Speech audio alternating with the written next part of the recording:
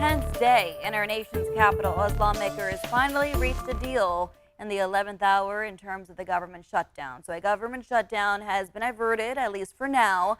The House and Senate both passing a short-term spending bill to keep the government funded for another 45 days. That brings us to November 17th, right before Thanksgiving. But the package does not include funding for Ukraine.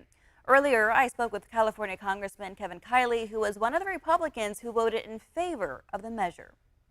I'm really glad that we avoided a government shutdown. I've been saying for weeks that is absolutely unacceptable. The American people expect better of us, and it's just a matter of doing our job to keep the government running. So I've been saying for weeks, look, we need to work on both sides of the aisle and on a bipartisan basis, come up with a way to keep the government operating so that, our men and women in uniform, our military service members keep getting paid. They'd lose their paychecks if we had a shutdown. And, folks throughout my district and throughout the country would lose access to vital services. And so we got a deal to keep things going on a short-term basis. And that gives us some time to finish the budget process in a way that really meets the priorities of the American people right now and the things I hear about from my constituents every day.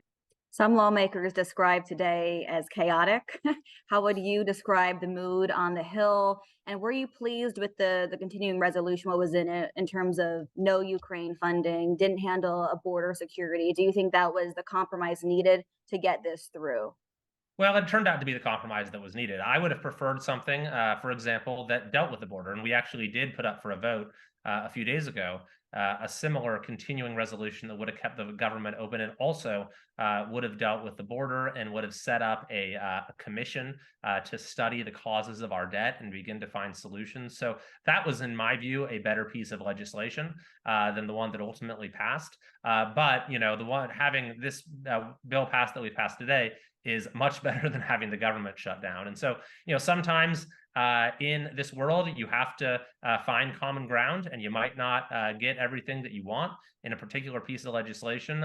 But with the choices that we had in front of us today, this was definitely the best choice. And I'm glad that we were able to pass something on a bipartisan basis. Lastly, I mean, we have a big military community here in Northern California with Travis McClellan. The list goes on, both active duty and retired that would have lost their benefits or would have worked without a paycheck. What can you tell them to reassure them that the money is going to keep going through for them and they don't need to worry come November 17th that this Mhm. potentially can happen again?